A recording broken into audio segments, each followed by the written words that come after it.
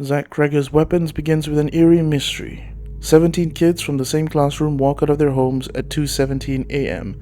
and vanish into the night. All except one. On the surface, it sounds like the hook for a supernatural thriller, but Zach Cregger isn't chasing that particular hook. What he's chasing are the disappearances, more of a frame than a question to be solved. What he's really interested in is the fallout, how a community handles this fear, how quickly their suspicion turns neighbor against neighbor. At the center of the story is Justine, the teacher of the missing children. Because she connects all of them, suspicion immediately falls on her. Parents want someone to blame, and she's an easy target. She loses her job, her reputation, and her standing in the town. Running parallel is Archer, a father whose grief becomes anger. He wants answers, but his search becomes one of self-blame. Around them, other threads play out, a cop with his own demons, a principal trying to shield the one surviving child, and the neighbors whose grief takes the shape of gossip. Cregger structures this film very quickly into chapters, and this choice is one that really matters because it isolates each character, letting us sit with them in their own bubble of paranoia and delusion. This separation builds a picture of a town where no one is really connected, even before the disappearances.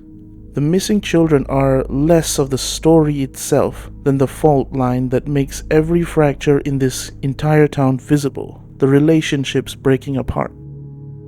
A video essay on the film Weapons would not be complete without discussing Aunt Glattis. She lives apart from the town, filling her homes with objects that look quite ritualistic. Toys, ribbons, hair. Maybe she's just a weird person. At first, she plays like this stock horror character, the eccentric old lady who might be behind it all.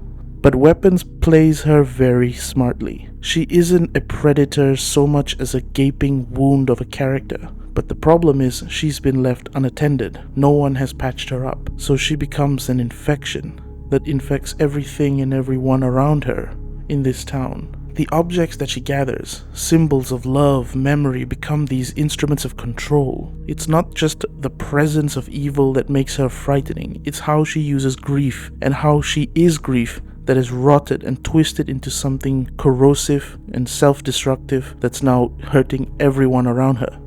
But what counts as a weapon? Yes, there are guns, but the real weapons of it all here are less visible. Words, rumors, suspicions, all of which cut deeper than any bullet or knife. Even people themselves become weapons when anger and grief are left unchecked. The film keeps returning to this idea. Harm doesn't stay contained, it spreads.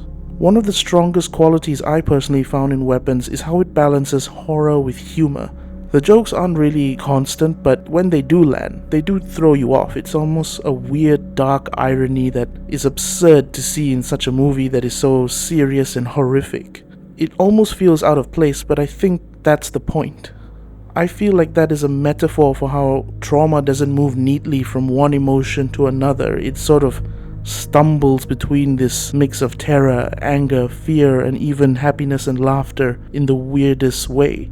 Visually, Zach Cregger shoots these pretty suburban, ordinary, relatable spaces, homes, schools, quiet streets, as if their secrets are being buried in the most mundane of places. The clean, suburban setting feels very unstable, hostile, classic horror, and the repeated detail of these disappearances keep happening at the exact time something suggests something ritualistic or rhythmic or inevitably violent. But the violence in Weapons isn't particularly random. After a while, you're going to notice the pattern, like trauma replaying itself over and over and over. The film doesn't tell us why the children left. It does leave some inkling to what possibly could have led to them leaving, and it never fixes the divisions in the community. Instead, it leaves us with a town that's still broken, fractured. Their guns still turn on one another metaphorically, suspicious, and they're caught in this cycle that's now transparent for every one of them to see, and they cannot lie to themselves anymore about the fact that they don't trust one another.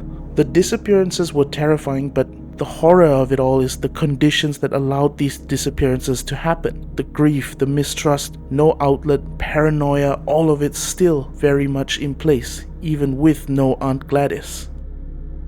To conclude, Weapons isn't a puzzle of a movie, it's not really about piecing together a riddle or waiting for some last act twist. It's about the mess that's been left behind when something unexplainable happens that makes people revert to their most base instincts. Their fear, their mistrust, their suspicion, the anger, the grief. And by the end of it all, this mystery isn't really what matters. What really matters is this portrait of trauma that repeats itself over and over, an uncontained cycle that isn't solved but passed along to another generation until someone decides to break the cycle.